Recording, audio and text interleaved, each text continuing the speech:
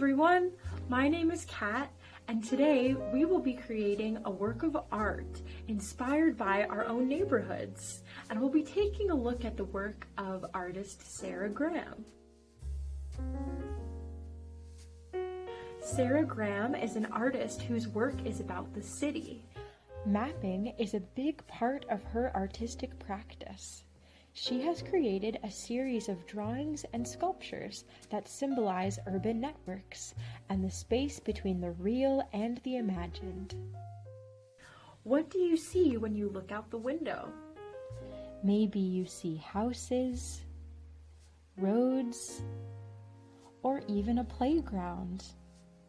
How would you represent the different places in your neighborhood with symbols?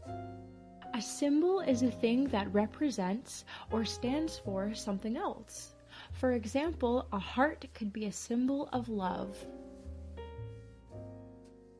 Today, we will be using art as a way to form an understanding of where we are in our communities. Let's create a map of our school's community using a legend of symbols that represent all of the different places in our neighborhood. You will need a big piece of paper, smaller paper to take notes on, a glue stick, scissors, and drawing materials such as markers, crayons, and pencil crayons. Let's begin by making a list of at least 6 places that are in your school's neighborhood. If you need some help, you could go for a walk, or you could look at a map. Our next step is to reimagine your school's neighborhood. What would you change or add to this neighborhood? What would you and/or your family and friends like to have in this neighborhood? How could this neighborhood take better care of the land that it's on? What do you think this neighborhood needs? Imagine you could change all of these places to something that you think this community needs. Make a new list of places that you would replace the existing places with, or how you would change these existing places. As an example, I would change the hotel in my neighborhood into a residency for artists.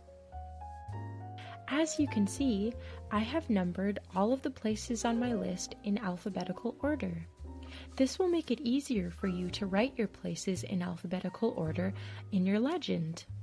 Putting your places in this order makes your list more organized and also makes it easier for people to find certain places on your map. Now it's time to draw symbols for each of your places. Start out by drawing a circle for each place on your list. Once your circles are complete, it's time to draw your symbols.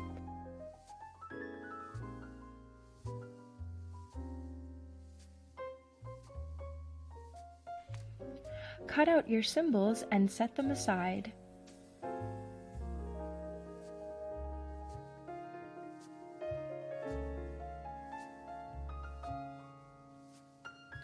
It's time to start making our legend. Take your big piece of white paper and start making small circles in the bottom right corner. Line them up and leave enough room for you to write down each of your places. Make as many small circles as you made larger circles. Write your places in alphabetical order, then draw smaller versions of your symbols next to the matching place.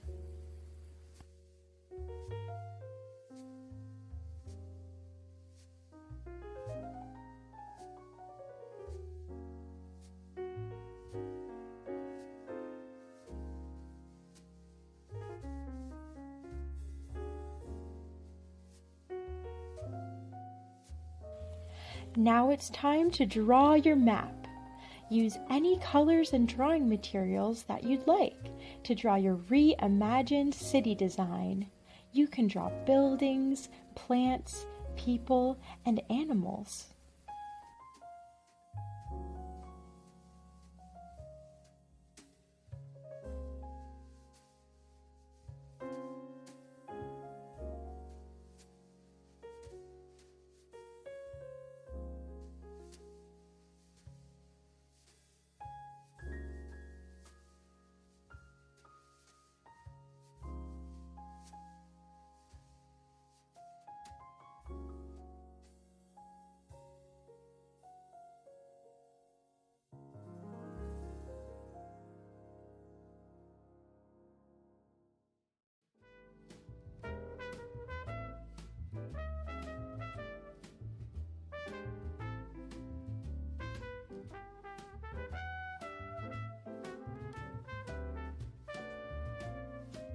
Are there any blank spaces on your map?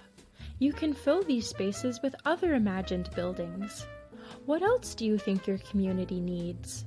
I'm adding a nature sanctuary where the land is kept natural and a recycled school supplies building. Once you have all of your places drawn on your map, it's time to glue your symbols in their spots.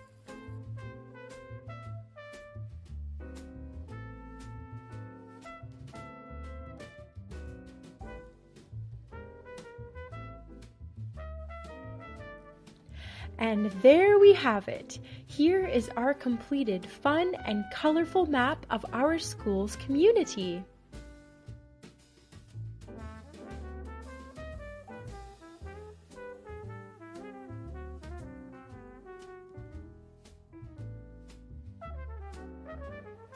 After completing this project, you can ask yourself the following questions. What purpose do these places serve in your community? Who are these places made for? Are these places close enough to walk to from your house or school, or would you have to get a ride or catch a bus? Is this community mostly urban or rural? What kind of wildlife can you find in this community? Are there any parks with trees, grass, and animals?